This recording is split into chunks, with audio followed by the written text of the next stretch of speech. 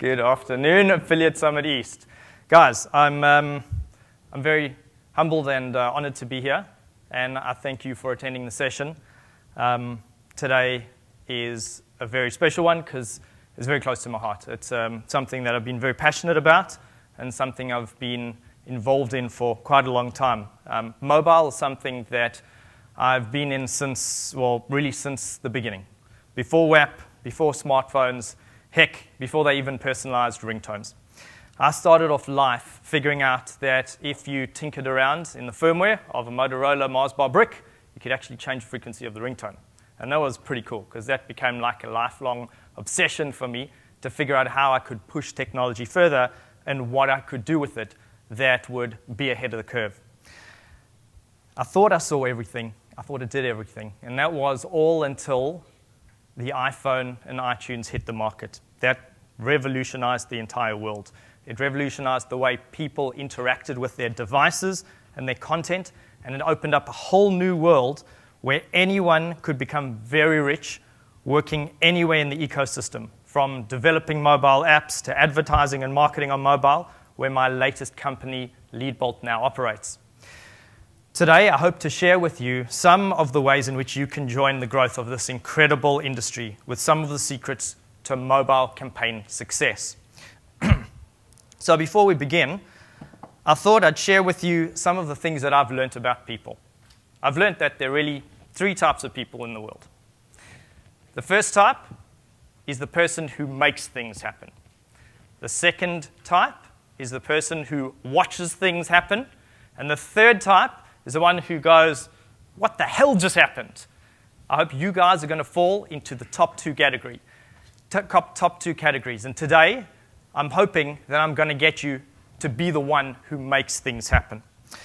Clearly, by being in the talk, you guys are the ones who are most interested in mobile. But I need to get a sense of where you've come from. So give me an idea via show of hands. Who of you have actually run online campaigns before? Okay, that's good. How many of you have run mobile campaigns before? Okay, and how many of you are in the wrong room? Okay, I thought I saw a hand go up there. So we've got a bit of ground to cover. I thought it would be good to probably start from the beginning so that you guys have a better view. For the veterans out there, hold tight. It will be worth it.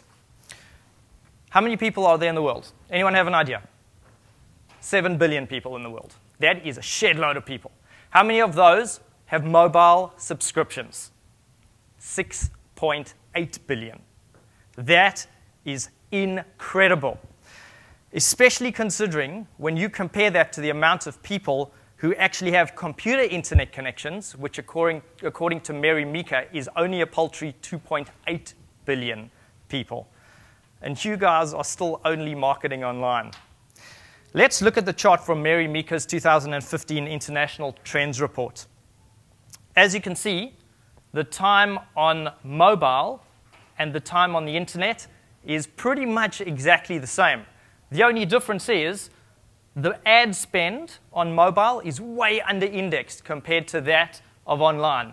It's a huge opportunity. It's a $25 billion opportunity. How many of you guys want a stake in that?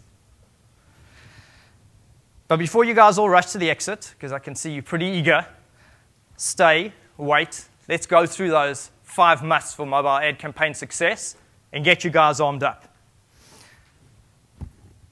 You may be forgiven for thinking that because online marketing and mobile marketing have similar characteristics and operate over the same medium, i.e. the internet, they're the same.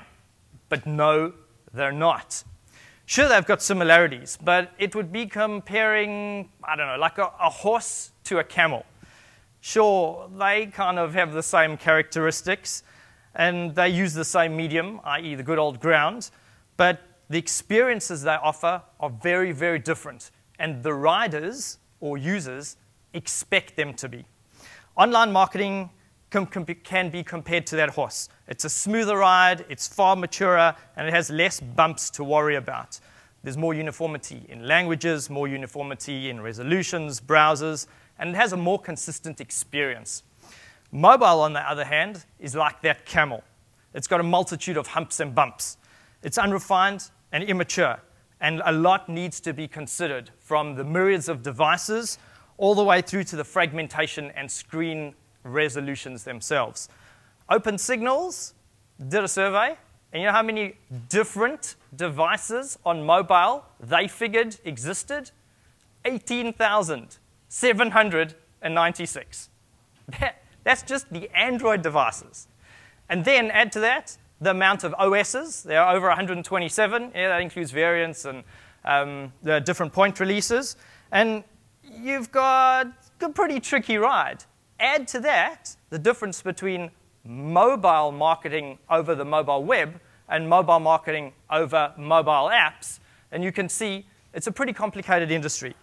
The good news is, I'm going to simplify it for you guys today, and once you apply the mobile mindset, you're well on your way to success. So, lesson number 1, in order to be successful with mobile campaigns, you have to have the mobile mindset. Okay, so who here agrees that experience counts? Yeah, good. Experience definitely counts, especially on mobile. In a recent study conducted by Google, their survey indicated 75% of people who use mobile devices and accessed mobile-friendly websites were happy. And if it wasn't mobile optimized, 48% of those people said they would abandon the site. Obviously then, we need to delve deeper into what kind of experience they expect. The best place to start is actually not at the campaign, not at the ad, but on your mobile app, your mobile offer, your mobile web page, your lander, because, of course, that's the thing that converts the most. So I'll cover a few of those points. Number 1, as we know, experience counts, and you need to think like a mobile user. They're looking for a smooth, simple, and native mobile experience. Don't clutter things with too much content on one screen, or with too many hyperlinks or CTAs in one concentrated space. In general, try to remove disruptions wherever possible. This includes eliminating flash content, lightbox image galleries, or pop-ups. Make sure that you limit the number of form fields and sign-up fields, and increase the link target size to make interaction easier. Obviously, you need to also remember to reduce the number of categories that you offer and subcategories so that navigation is easier, and don't clutter. The experience needs to be consistent and free-flowing, and in keeping with what a mobile user would expect from a mobile device. Remember also that less is more, especially with mobile screens' limited real estate. I know you guys are also aware of the fact that Google have treated this so seriously that they've most recently introduced a concept on their mobile search that if any users are actually searching on the mobile and looking for a site, they've penalized non-mobile optimized sites. If they think it's important, so do you guys. Don't lose ranking. Now, here's a great example that I found that quickly illustrates the difference between a normal website on the left and a mobile optimized one on the right. It's from the ever-popular dating category. Works like crazy on mobile. On the web, you'll notice that it's beautifully laid out. It's graphics heavy. It's got a pretty good feel about it. Notice, however, on the right-hand side, that it's more sparse, clean, and neat, and it only has 3 entry boxes. Compare that to 7 entry boxes. Less is more. These 3 entry boxes convert like crazy, and it's kind of reignited their business. So don't get confused. Don't get trapped into that mobile or the online mindset. Go to the mobile mindset. Think, how can I compress it and get only the important information and then get my conversions from there? You've got to rate your experience because, after all, experience is good, but it's better to know how you're performing than thinking it's all great and dandy. Put yourself in the shoes of a potential customer and take the time to download your own app or view your own mobile website in the context of the device. Test everything from the content all the way through to embedded widgets or even embedded ads that you may have. Ask yourself, do these things flow well? Is it easy to navigate? Does it provide the mobile experience that my users would expect? There are tons of great tools out there to help you assess cross-device functionality, like Keynote, Predicto, Xamarin Test Cloud, and Loop 11. Try them out. After you're satisfied with your experience, it's time to brave it and ask others what they feel of the experience. Ask your friends, ask your family, ask your dog, but make sure that you ask someone. You can actually ensure that people are doing the right thing by using an enhanced set of tools that will allow you to click the test patterns. They'll allow you to put feedback surveys in place. They'll even allow you to video the person who's testing each area of your application so you can see their facial expressions. Things like AppSee, there's Userlytics that'll also do that for you, as well as User Zoom. Testing allows you to ensure your mobile offering is ready for the big time. Boom! Now we're ready to mobile edify it. With the mobile offering taken care of, you now concentrate on the creative. Simple, right? So all you do is shrink down the ads you're currently using in your mobile marketing campaigns and say, bah, I'm now marketing on mobile, right? That's the way most people do it. They go, that's it, I'm on mobile, I'm conquering it. Guess what? You're not. You're missing out on a whole lot of stuff. Refer to step 1. Have the mobile mindset. Remember the reduction in screen real estate and design your ad specifically for the mobile device. Why? Not just because I'm telling you, but because IAB did their own survey, and they figured out that an overwhelming majority of users preferred ads that were tailored for mobile versus repurposed from online and TV. The ad should be, as Don Draper says, simple but significant. And it's got to be of the right orientation. As opposed to online, it's actually reversed. So now you've gone from a horizontal screen to a vertical screen. I'm going to now play a game with you guys, because you all look so interactive and intent on playing with ads. So we're going to play something called the good, the bad, and the ugly. I've got some screenshots of some ads over here, and I want you guys to vote what you think they fall into. Good is obviously going to convert like crazy. Bad is, well, not that great. And ugly is, well, hell no. A, what do you guys think? It's beautiful. Do you think it's good, bad, or ugly? Shout out together. It's actually ugly. It is ugly as all sin. You know why? It's because you don't have the mobile mindset yet. And after this talk, I guarantee you guys are going to look at it in a different way. This is actually an ugly ad. I love the company. I love the graphics. They're vibrant and rich. But there's no CTA. If you look at it from a user's perspective, it doesn't really say what it is. It doesn't really say, click on me, install me, play with me, interact with me. Look at B. Is good, bad, or ugly? Good. That's excellent. It's a great ad. It's really good. It's sexy, color-rich, but it has a great CTA. It tells you a little bit about the game, and it gets you immersed in what's happening. It says there's something going on here. Let's go to C. This is a tricky one. Good, bad, or ugly?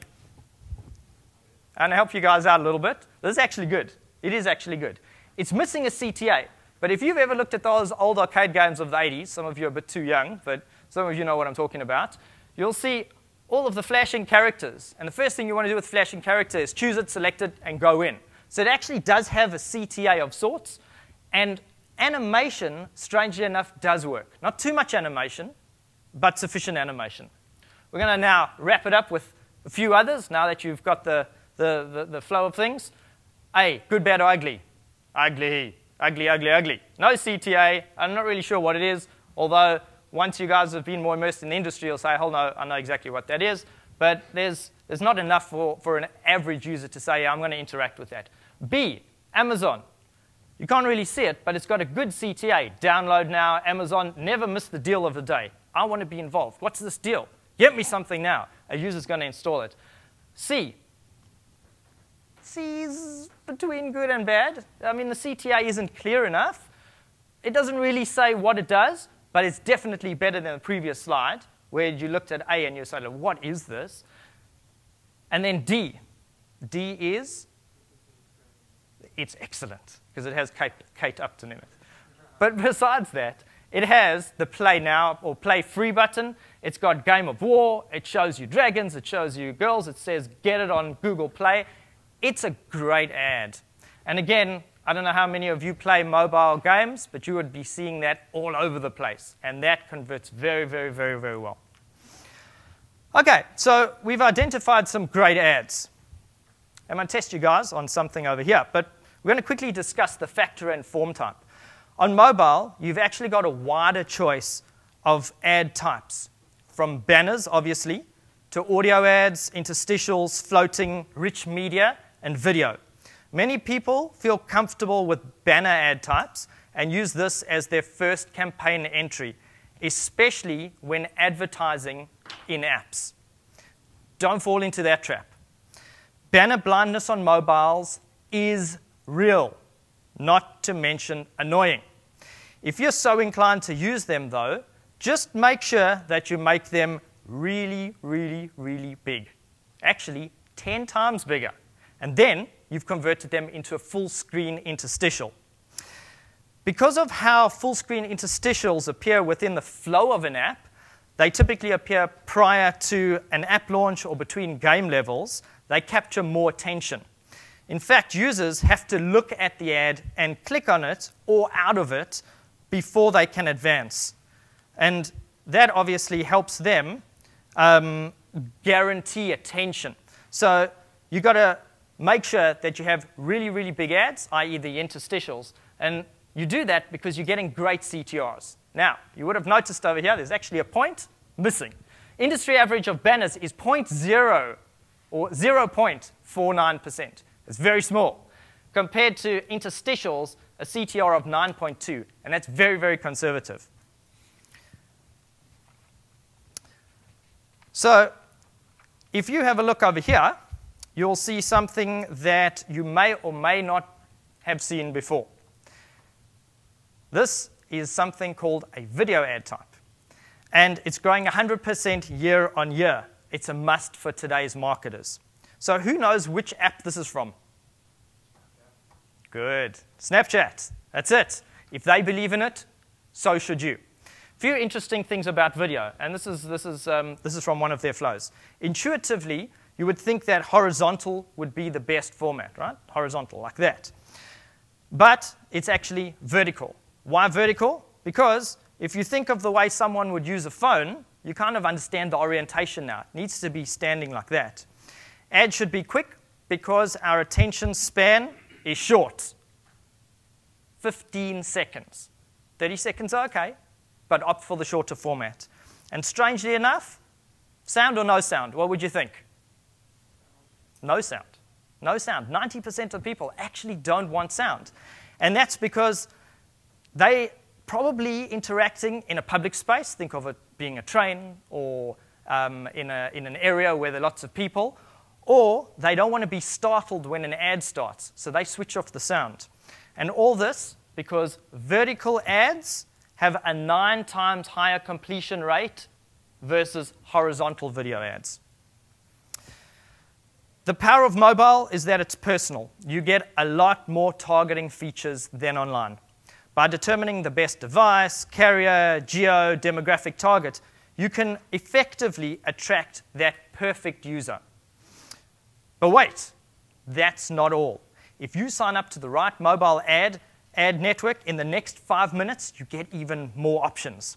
You get things like Wi-Fi, retargeting, target based on similar interest. But there's some things that you can do yourself. There's something called relevancy. And this allows you to design and tailor your campaigns so that you take advantage of things like seasonality, or the weather, or holidays, or specific religious festivals, popular events, and so on. The smart relevancy will help you guys amplify your gains as the users feel a sense of affinity and emotional attachment to the ad and to your offer. And we know once you've got them feeling attached, they're going to convert. The final must for mobile campaign success is testing and tracking. As the saying goes, if you can't measure it, you can't manage it. Mobile advertising, like online, relies heavily on metrics and being able to track and to identify your user. Track anything and everything and try different things to see what converts the best. Split testing is still applicable on mobile, and this will help you in your never-ending desire to get your users to be constantly stimulated. Of course, it makes sense to ensure that you've got tons of different creatives, because creatives are the juice of life, especially in the user's realm, and those creatives will attract people to your offerings more effectively. They're great tools to help you do things in the split testing world, like Google's A/B tester, Swerve, and Arise. The mechanisms for management and measurement on mobile devices are a little bit different to the online world, because instead of cookies, you're using things like device or mobile fingerprinting, using device IDs, IDFAs, and so on. So be sure to implement a solution from a strong partner like mobile app tracking, Tune. I don't know if you guys have heard of them. AdMob, sure a lot of people have heard of them, or even Kachava. In the mobile world, it's not about conversions. It's about install attribution. It's about engagement, and it's about LTV. And it's about continually optimizing. So once you've found that right user, you get them to keep interacting, keep them totally engaged, and keep them coming back for more. With that, I'm glad to say that we've covered the 5 musts to mobile campaign success. So we're going to quickly review. Number 1, cultivate the mobile mindset. Number 2, provide the best mobile experience you possibly can for your users. Number 3, ensure your ads are mobile specific, smart, and simple. Number 4, use all forms of tracking at your disposal, including relevancy. And number 5, finally, test, track, measure, and then repeat. I hope I've done enough to inspire you all to become the person that makes things happen. Remember, mobile isn't just the future, it's the here and now.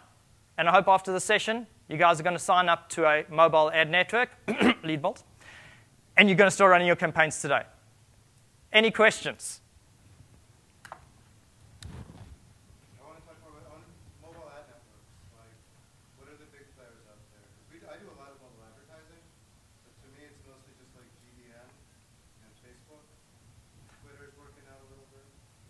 Okay, so the question for those of you who didn't hear is, talk to me about mobile ad networks. What are the big mobile ad networks? They're obviously the mobile ad networks that you mentioned. There's the Facebooks, the Twitters, the AdMobs or Googles of the world. But is there anything else? Are there those hidden gems? And the answer is an unequivocal yes. There are lots of hidden gems out there. If you guys are using exactly the same networks as everyone else, then you're going to get exactly the same kind of results as everyone else, and you'll be paying exactly the same kind of sky-high CPMs, CPCVs, CPIs that everyone else is paying. So look for other networks. What other networks exist? Well, number 1, Leadbolt, of course. I'd Leadbolt. Leadbolt. Leadbolt. Is that you? Yes. Are you an affiliate network? No, we're a mobile ad network.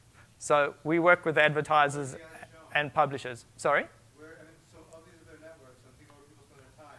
People are on web pages, there's Google, they're in apps, there's AdMob, they're on Facebook, Twitter. These other networks, it's like, where's the inventory? Okay, so the question is actually is very good, because once you're now conscious and have this mobile mindset, you'll be finding a lot more in terms of what's out there. How many apps are on the marketplaces, Apple and Android combined? Anywhere from 1.5 million to 2 million apps on these stores. That's why it's so difficult. When you guys have a look for apps on the stores, everyone says, hey, I can't find anything, app discovery is broken. That's where these ad networks come in. They try and help people discover what those other apps are. They obviously also do a lot of advertising with brands and so on. But with the plethora of apps out there, these developers have looked for networks that they can use who will monetize their inventory. So Google or AdMob does definitely have a play. And they've got a lot of apps on their network. We're a specifically app-only network. Others work on mobile web. But these networks get their inventory directly from those app developers who say, hey, I want something special. I'm looking for a company that will solve the needs for me, talk to me on a daily basis, help me through any of my problems, and then maximize my returns. So there's Millennial Media, if you guys have heard of them. They're listed on the stock exchange. There's InMobi. There's a whole lot of others in addition to Leadbolt that will actually provide that mobile advertising solution. So let's say I'm advertising on AdMob and I do a lot of GDN. What percentage of the inventory am I missing out from apps, mobile apps, and also mobile web pages? Because I'm into mobile web because I'm not on those other platforms. I'd say you're probably losing out, and it's a difficult statistic because a lot of people will argue. They don't have more than a 60% share. The big Google, for example. So there's still a lot more out there that you can play with. They hold great inventory. My suggestion is go and download the top 20 apps on the App Store that are not social. That's not Facebook, right? And go and look at what they're using to monetize. Generally, on the bottom right-hand corner, you'll see it says powered by Leadbolt, powered by InMobi, powered by Millennial. And you go, I didn't even realize that. There are companies called Vungle, Ad Colony, all these guys who do video only, for example. And they're massive, massive players. They have a majority of the market. So go out there and have a look. It's well worth it. Only way you do that is by experiencing it yourself. We've got 3 minutes. I want to see if we should take another question. Does anyone have another one? Yes, in the back.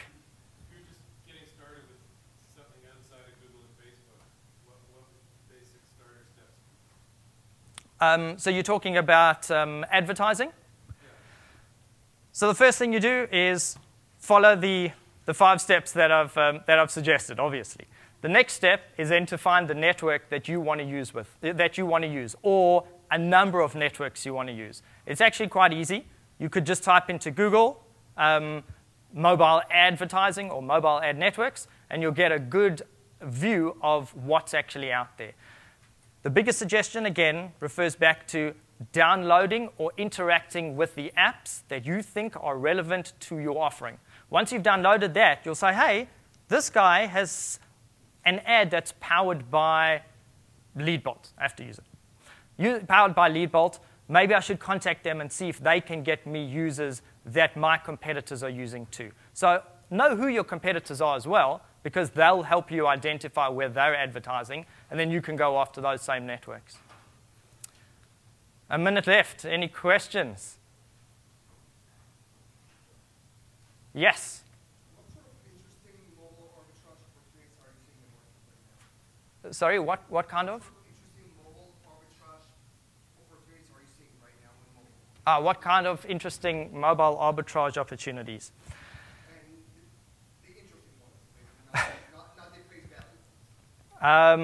We don't have a lot of time to talk about that. I'll have to talk to you about that afterwards. 30 seconds. Okay, there is a huge opportunity, guys. $25 billion opportunity, as you saw on the charts. Even more. There's smart things like arbitrage. There's even smarter things like running your own offers. There's tons more, and I encourage you guys to get involved in mobile today. Thank you very much for attending the talk.